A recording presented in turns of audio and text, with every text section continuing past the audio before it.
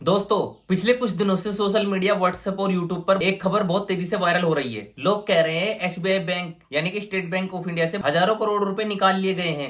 HDFC bank में लोग panic हो रहे हैं और आईसीआईसीआई बैंक में लोग पैनिक हो रहे हैं। और कुछ लोग तो यहाँ तक बोल रहे हैं कि इंडिया में बहुत बड़ा बैंकिंग संकट आने वाला है। लेकिन सवाल ये है, क्या ये सच है? क्या भारत के बड़े बैंक वाकई में खतरे में है या फिर ये सिर्फ एक डर फैलाने वाली अफवाह है? आज की इस वीडियो में हम बिना फेक न्यूज के पूरी सच्चाई जानेंगे। और सबसे जरूरी बात, इस वीडियो को देखने के बाद आपको क्लियरली समझ में आ जाएगा कि आपका पैसा कितना सुरक्षित है बैंकों में। तो चलिए इस बारे में अलग अलग पार्ट में बात करते हैं, जानते हैं आखिर ये अचानक खबरें क्यों फैल रही है। देखिए दोस्तों, जब भी किसी देश में इकोनॉमी थोड़ी स्लो होती है या स्टॉक मार्केट में गिरावट आती है तो सबसे पहले अफवाहें बैंकिंग सेक्टर को लेकर फैलने शुरू हो जाती है, क्योंकि लोगों का सबसे ज्यादा भरोसा अपने पैसों पर होता है। अभी सोशल मीडिया पर कुछ लोग ये दावा कर रहे हैं बड़े इन्वेस्टर पैसा निकाल रहे हैं, लोग बैंक अकाउंट खाली कर रहे हैं, बैंकिंग सिस्टम कमजोर हो गया है। लेकिन ध्यान देने वाली बात यह है, भारत जैसे बड़े देश में हजारों करोड़ रुपए डिपॉजिट होना और विड्रॉल होना ये नॉर्मल बात है, नॉर्मल प्रोसेस है।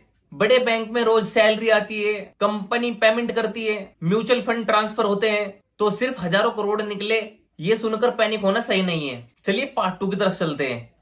आरबीआई ने क्या कहा? अब सबसे जरूरी बात, भारत का बैंकिंग सिस्टम किसके कंट्रोल में है? आरबीआई यानी कि रिजर्व बैंक ऑफ इंडिया। और आरबीआई ने एसबीआई और एचडीएफसी बैंक और आईसीआईसीआई बैंक इन सबको इम्पोर्टेंट बैंक घोषित किया है। इसका मतलब ये बैंक इतने बड़े और महत्वपूर्ण हैं कि इन पर आरबीआई सबसे ज्यादा नजर और ध्यान रखता है। इन्हें आम भाषा में लोग कहते हैं टू बिग टू फेल, यानी कि अगर कभी फाइनेंशियल प्रॉब्लम आए भी तो आरबीआई सबसे पहले इन्हें ही सपोर्ट करेगा। इसीलिए आरबीआई इन बैंकों से एक्स्ट्रा कैपिटल रिजर्व भी रखवाता है ताकि किसी भी मुश्किल में ये स्टेबल रह सके।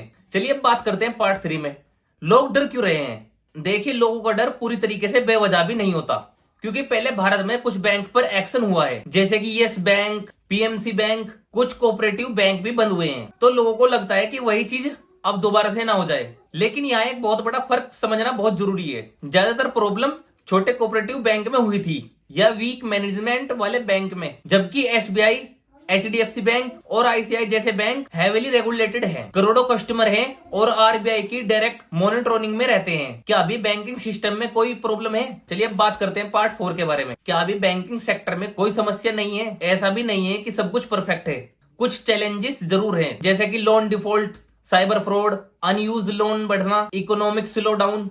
आरबीआई डाटा के मुताबिक बैंकिंग फ्रॉड केसेस भी सामने आ रहे हैं, लेकिन फ्रॉड केस होना या बैंक डूब जाना ये दोनों अलग चीजें हैं। भारत का ओवरऑल बैंकिंग सिस्टम अभी भी ग्लोबली मजबूत माना जाता है। चलिए पार्ट 5 के बारे में बात करते हैं, आपका पैसा कितना सेफ है। अब सबसे जरूरी सवाल, अगर कल किसी बैंक में कोई प्रॉब्लम आ जाए तो क्या होगा? भाई सबका ऐसा सवाल होता है कि अगर कोई भी प्रॉब्लम हो जाए तो क्या करें, क्या होगा। भारत में डीआईसीजीसी नाम की इंश्योरेंस सिस्टम होती है। इसमें एक बैंक अकाउंट होल्डर का मतलब, अगर कोई बैंक पूरी तरीके से डूब भी जाए 5 लाख तक की राशि प्रोटेक्टेड रहती है। लेकिन प्रैक्टिकल रियलिटी ये है कि बड़े बैंक के मामले में आरबीआई यूजुअली कोलैप्स होने से पहले एक्शन ले लेता है। चलिए अब बात करते हैं पार्ट 6 के बारे में, लोगों को अभी क्या करना चाहिए। अगर आपके पास सेविंग है तो पैनिक में पैसा मत निकालो।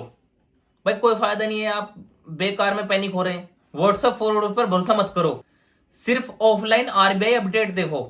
एक ही बैंक में बहुत सारा पैसा मत रखो, कोऑपरेटिव बैंक में एक्स्ट्रा सावधानी रखो। भाई ये चीज ध्यान देने वाली बात थी, इन पर आपको ध्यान देना होगा। और सबसे जरूरी बात, डर के कारण फाइनेंशियल गलत डिसीजन मत लो, क्योंकि हिस्ट्री गवाह है बैंकिंग पेमेंट में सबसे ज्यादा नुकसान आम आदमी को होता है। तो दोस्तों, अभी तक ऐसी कोई ऑफिशियल कंफर्मेशन नहीं है कि एसबीआई, एचडीएफसी बैंक या आईसीआई बैंक डूबने वाले हैं। हाँ, बैंकिंग सेक्टर में चैलेंजेस जरूर है, लेकिन सोशल मीडिया पर चल रही हर बात सच नहीं होती। इसलिए समझदारी से काम कीजिए, डर से नहीं, जानकारी से फैसला लीजिए। अगर आपको ये वीडियो यूजफुल लगी हो तो वीडियो को प्लीज लाइक कर दें और ऐसी ही फाइनेंस और बैंकिंग की असली जानकारी पाने के लिए चैनल को प्लीज सब्सक्राइब कीजिए। तो चलिए मिलते हैं किसी और वीडियो में किसी और टॉपिक के साथ, तब तक के लिए टाटा बाय बाय।